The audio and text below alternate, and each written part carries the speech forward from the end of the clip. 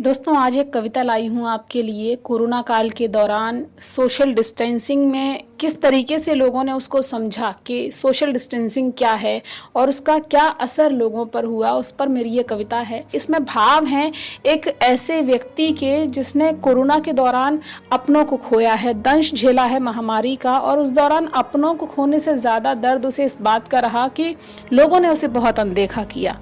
तो सुनिएगा और बताइएगा कि आपको मेरी ये कविता कैसी लगी। सोशल डिस्टेंसिंग के निर्देश थे, लोगों ने हालचाल पूछना ही छोड़ दिया। जिनके यहाँ रोज का आना जाना था उनसे टेलीफोनिक कांटेक्ट भी तोड़ दिया। इसी कोरोना काल के लॉकडाउन में एक अजनबी अंकल से मेरी मुलाकात हुई।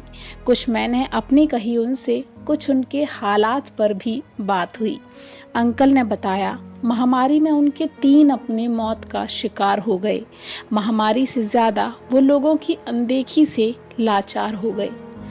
नम आंखें सुबकते होठों से अंकल ने अपनी दास्तान कुछ यूं सुनाई। पड़ोस में जब मालूम हुआ कि परिवार कोरोना का शिकार है तो लोग फोन करने से भी कतराने लगे। मदद तो दूर की बात थी बेटा, दूर से हालचाल पूछने में भी नजरें बचाने लगे।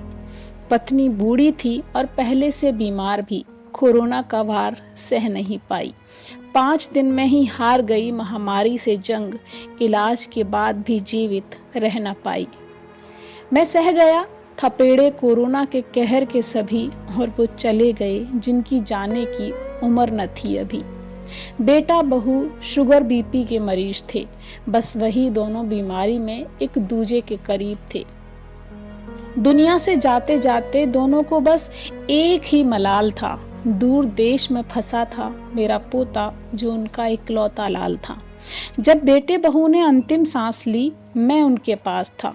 जाते जाते मुझे अकेला खड़ा देख वो जोड़ा बहुत हताश था। डबडबाई आंखों से अंकल बोले, बेटा आज बस मैं हूँ जो भीड़ में तन्हा खड़ा हूँ। देखो बच गया महामारी से, जबकि परिवार में सबसे बड़ा हूँ।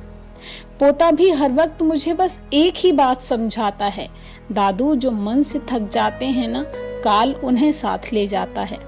आज मैं भले अकेला हूँ पर मैंने हार नहीं मानी है।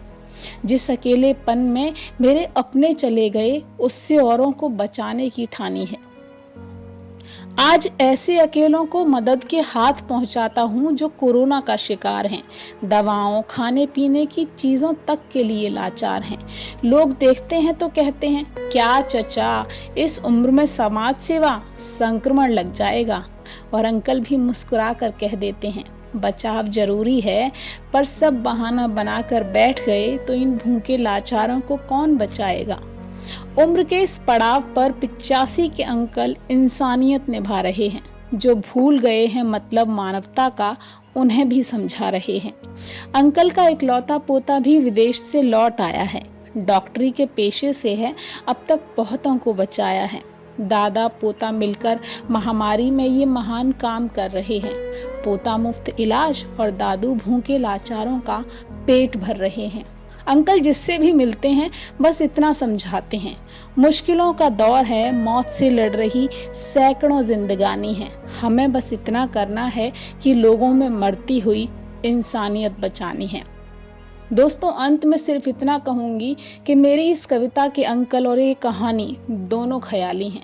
गुजारिश बस इतनी सी है कि मुश्किलों के इस दौर में हमें भी इंसानियत निभानी है।